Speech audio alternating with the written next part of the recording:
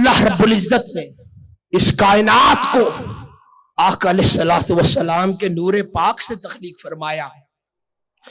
حدیث میں آتا ہے، حضرت جابر بن عبداللہ رضی اللہ تعالیٰ عنہ روایت کرتے ہیں کہ انہوں نے عرض کیا، یا رسول اللہ صلی اللہ علیہ وسلم، سب سے پہلے کس شے کو اللہ رب العزت نے تخلیق فرمایا؟ تو تاجدار کائنات صلی اللہ علیہ وسلم فرماتے ہیں کہ اے جابر،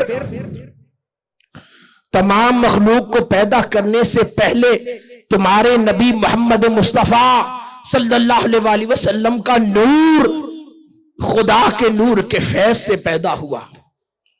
یہ نور اللہ تعالیٰ کی مشیت سے جہاں اس نے چاہا سیر کرتا رہا.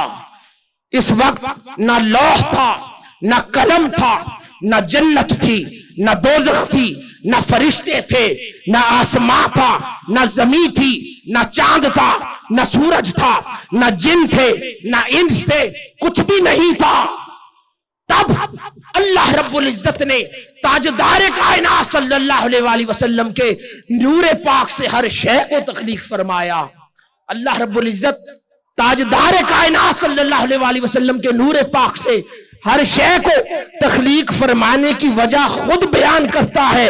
فلولا محمد ما خلقت آدم ولولا محمد ما خلقت الجنت والنار. کہ اگر محمد نہ ہوتے تو میں آدم کو بناتا، محمد نہ ہوتے تو نہ جنت بناتا نہ دوزخ بناتا. اور کیوں کہ جب اس جسد کا کیا کرنا جس کی روح تخلیق میں نہ آئی ہو، جب روح تخلیق میں آ جائے تو پھر اس کو پھونکے جانے کے لیے جسد بھی بنایا جاتا ہے. تو آدم کو بھی بنا دیا گیا اور نور مصطفیٰ صلی اللہ علیہ وسلم کو روح بنا کر کائنات میں بھیجنے کے لیے کائنات بھی بنا دی. یہ جس فضا میں سانس لیتے ہیں،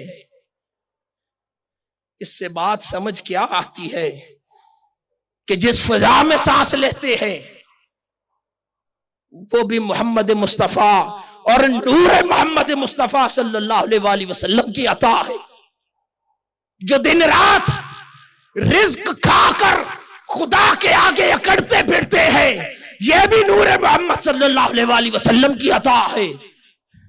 یہ زمین جس پر اٹھتے بیٹھتے ہیں، یہ بھی نور محمد صلی اللہ علیہ وسلم کی عطا ہے.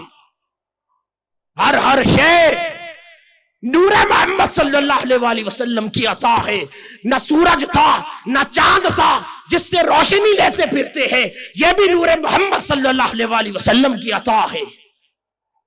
تو پھر کہنے دیجئے کہ صبح بھی محمد ہے، شام بھی محمد ہے، دن بھی محمد ہے، رات بھی محمد ہے، سب کچھ میرے مصطفیٰ کا ہے.